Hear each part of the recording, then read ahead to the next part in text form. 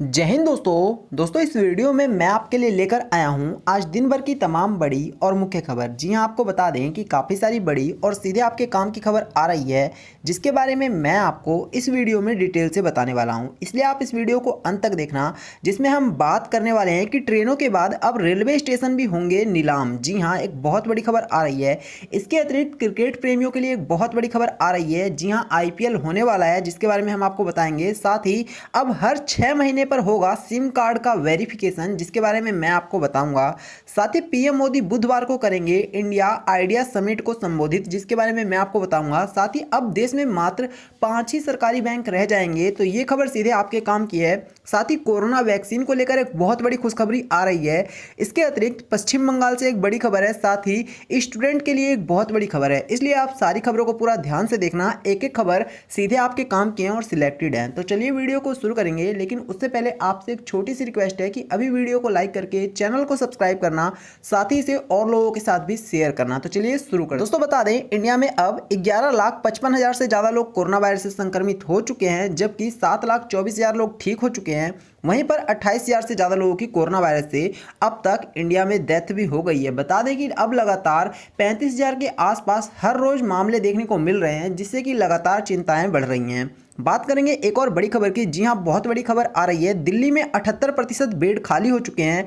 सत्येंद्र जैन ने बताया है कैसे कम हो गए हैं कोरोना के केस। दोस्तों, देश में जहां कोरोना मरीजों का हर दिन का आंकड़ा 40,000 के पास पहुंच चुका है, वहीं दिल्ली में सोमवार को संक्रमितों की संख्या काफी कम रिकॉर्ड की गई है। दिल्ली में सोमवार को महज 954 केस सामने आए हैं, जबकि 1784 लोग रिकवर भी हुए हैं। इसके साथ ही यहां कोरोना मरीजों की कुल संख्या 1,23,747 हो गई है। दिल्ली में 84% कोरोना मरीज अब तक ठीक भी हो चुके हैं, तो ये बहुत ही अच्छी बात है। बता दें कि एम्स डायरेक्टर के दिल्ली में पीक निकल जाने वाले बयान पर सत्येंद्र जैन ने कहा है कि इस तकनीकी टर्म में जाने की जरूरत नहीं है, हम अपनी तैयारी कम नहीं करेंगे। ये वायरस कैसे बिहेव कर रहा है किसी को नहीं पता है, ऐसे में जितना अनुमान है वो सब फेल हो सकता है। तो कुल मिलाकर के दोस्तों, दिल्ली की सरकार को एक बहुत बड़ी कामयाबी मिली है और दिल्ली में लगभग बहुत सारे लोग ठीक हो चुके हैं पूरी तरह से। चलिए बात करेंगे एक और बड़ी खबर की। ट्रेनों के बाद रेलवे स्टेशन भी होंगे नीलाम, निजी हाथों में सौंपेगी केंद्र सरकार पीयूष गोयल। जी हां दोस्तों, बड़ी खबर है। देश में 151 यात्री गाड़ियों को निजी हाथों में सौंपने का निर्णय करने के बाद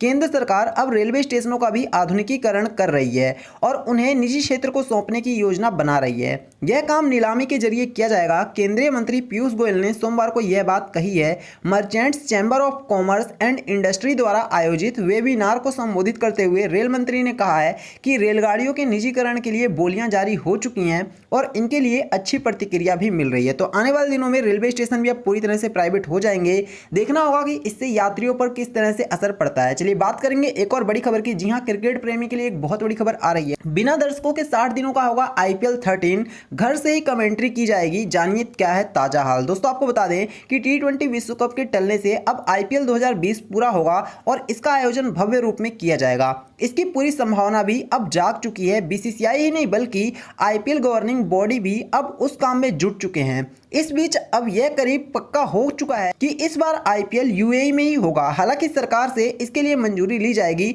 उसके बाद ऐलान किया जाएगा। साथ ही IPL 13 पूरे 60 दिन तक चलने की बात निकलकर सामने आ रही है। मतलब कि 60 दिनों तक IPL होगा। इससे पहले अभी गवर्नमेंट से इंडिया के पूछा जाएगा, जैसे ही परमिशन मिल जाती है तो IPL का आयोजन किया जाएगा। चलिए बात करेंगे एक और बड़ी खबर की। जी हां, बहुत बड़ी खबर आ रही है, सीधे आपके काम की है। अब हर 6 महीने में होगा सिम कार्ड का वेरिफिकेशन, आ चुका है नया नियम। दोस्तों बता दें, सिम कार्ड वेरिफिकेशन में होने वाले फ्रॉड को रोकने के लिए दूरसंचार विभाग में बल्क बायर और कंपनियों के लिए ग्राहक वेरिफिकेशन नियम कड़े कर दिए गए हैं।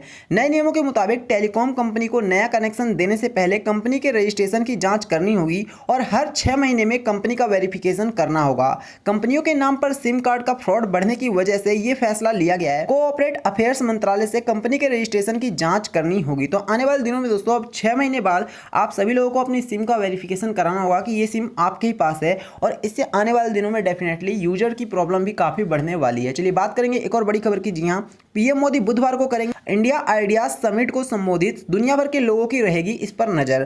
प्रधानमंत्री नरेंद्र मोदी बुधवार को अमेरिका भारत व्यापार परिषद USIBC की इंडिया आइडिया समिट को संबोधित करेंगे। USIBC की 45वीं वर्षगांठ पर आयोजित इस शिखर सम्मेलन पर दुनिया भर के लोगों की नजर होगी।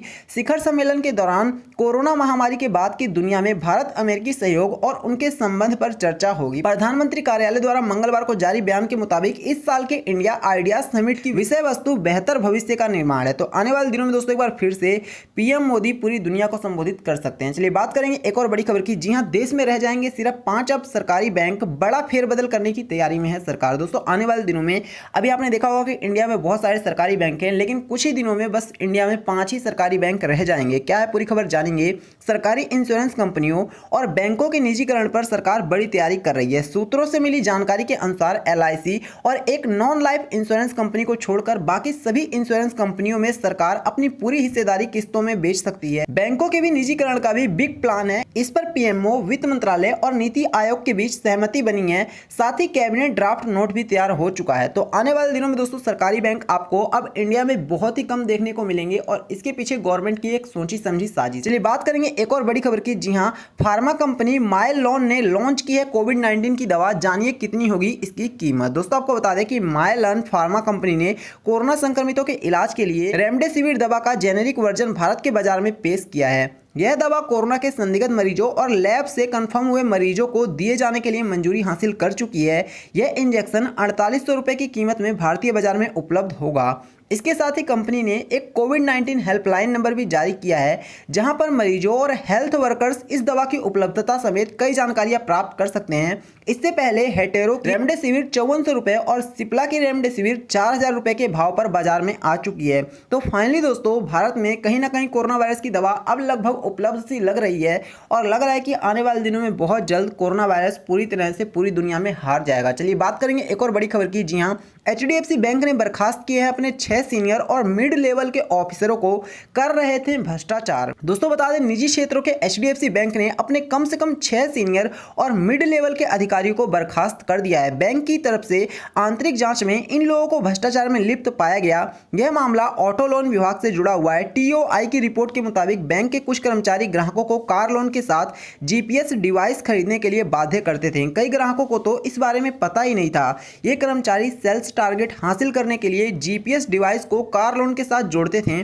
HDFC बैंक ने ये डिवाइस बेचने के लिए ट्रैंक पॉइंट GPS के साथ करार किया है। तो आने वाले दिनों में दोस्तों ऐसे अधिकारियों पर फिर से एक बार उंगली उठेगी और इन अधिकारियों की नौकरी भी जाएगी जो कि किसी भी तरह से कस्टमर को परेशान करते थे। चलिए बात करेंगे एक और बड़ी खबर की। जी हाँ, ममता का चुनावी बिगुल, बोली बंगाल को बंगाली चलाएंगे ना कि बाहरी। पश्चिम बंगाल की मुख्यमंत्री एवं तृणमूल कांग्रेस की प्रमुख ममता बनर्जी ने भारतीय जनता पार्टी को बाहरी लोगों की पार्टी करार दिया है और कहा है कि बंगाल के लोग राज्य को चलाएंगे ना कि बाहरी लोग। बनर्जी ने शहीद दिवस के मौके पर एक वर्चुअल रैली को संबोधित करते हुए यह बात कही है।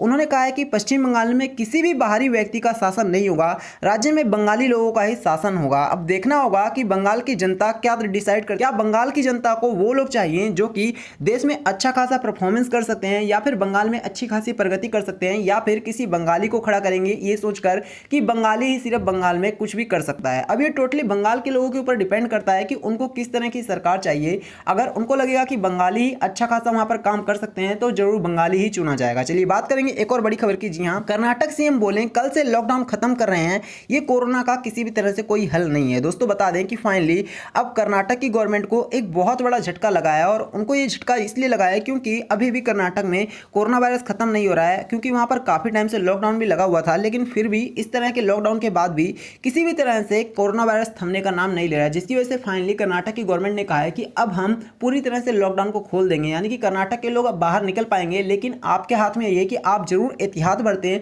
अगर आप एहतियात नहीं बरतेंगे तो आप भी कोरोना वायरस से संक्रमित हो सकते हैं। चलिए बात करेंगे एक और बड़ी खबर की। जी हां, हरियाणा में अगले महीने से स्कूल खोलने की तैयारी में है सरकार, अन्य राज्यों ने कर दिया है इनकार। हरियाणा में लगातार कोरोना संक्रमण के बढ़ते ग्राफ के बावजूद प्रदेश सरकार अगले महीने स्कूलों को चरणबद्ध तरीके से खोलने की तैयारी में जुटी हुई है।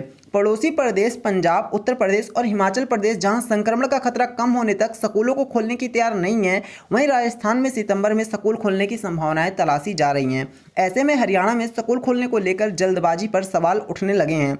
अधिकतर अभिभावक और शिक्षक संगठन चाह रहे हैं कि कोरोना के मामले कम होने के बाद ही स्कूलें खोले जाएं, लेकिन हरियाणा की गवर्नमेंट ने यह फैसला लिया है कि बहुत जल्द हरियाणा में स्कूल को खोल दिया जाएगा। अब आने वाले दिनों में दोस्तों देखा जाएगा कि किस तरह से हरियाणा की सरकार स्कूल खोलती है और कहीं ना कहीं एक बहुत बड़ा खतरा भी हो सकता है आने वाले दिनों में, क्योंकि इससे अगर बच्चे संक्रमित हो जाते हैं तो ये दोस्तों अपने आप में काफ़ी ज़्यादा हरियाणा की सरकार के लिए प्रॉब्लम खड़ी कर दे। दोस्तों ये थी आज दिन भर की तमाम बड़ी और मुख्य खबर। मुझे उम्मीद है कि आपको ये सारी खबरें पसंद आई होंगी, साथ ही आपके काम की होंगी। दोस्तों वीडियो को लाइक करना, साथ ही से और लोगों के साथ शेयर करना और हमारे चैनल को जरूर सब्सक्राइब कर लेना। धन्यवाद।